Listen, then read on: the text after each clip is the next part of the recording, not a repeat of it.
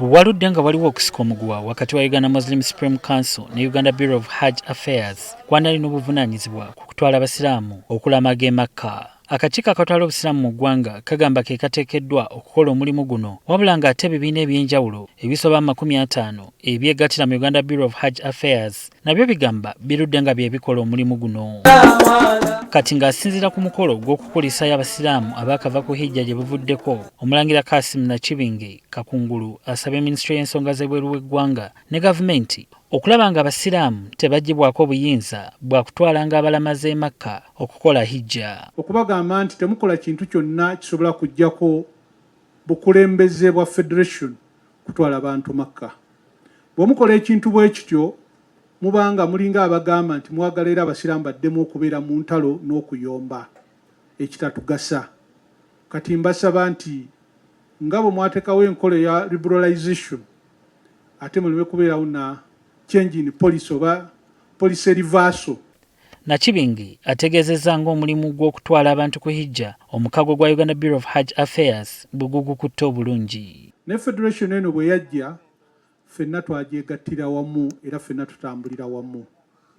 N'abagezaako okugiyuzaayuza ate nabo bamemba ba Federation. Naye nga nsaba nnyo aba Federation temusigale nga mutukulembera ffenna abagenda e Makka n'abo basuubira okubanga bagenda e Makka. Sheikh Zakaria Kiwalyanga akulira omukago gwa Uganda Bureau of Hajj Affairs asabye gavumenti okulaba ng'omulimu gw'okutwala abantu e Makka teguweebwa kampuni oba muntu ssekinnoomu, wabula buli kimu kisigale nga bwe kibadde. Ng'abantu basobola okutuula wamu ne bakkiriziganya ne bagamba nti kale ensonga za hijja zokka tuzireke zitambule bulungi wadde ebirala bikyakoze eki bikyagaanye.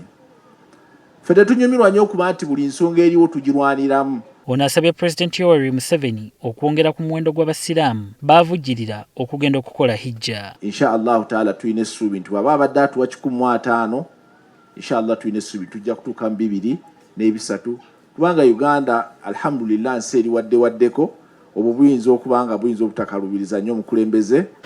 Tuli basiimu nnyo webale kulowooza ku basiraamu na kubajjukira nomanya nti abasajja abaweereza eddiini eno nabo beetaawo kubanga bagenda. Bo bahajat ne bahaja bakakola hijja buli omu olugendo luno olutukuvu alutendereza bubwe. Yatunyumira nnyo kuba nalina amaanyi mwannyinaze simulaba nga bwe tugenda ku biwagi nga banyumiriza buyimiriza naye nga amaanyi sebo nalina amaanyi.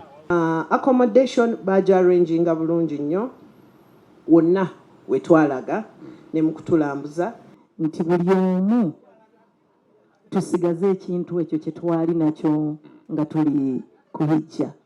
Beka Ssenyonga Mulinde, NTV ku ssaawa emu.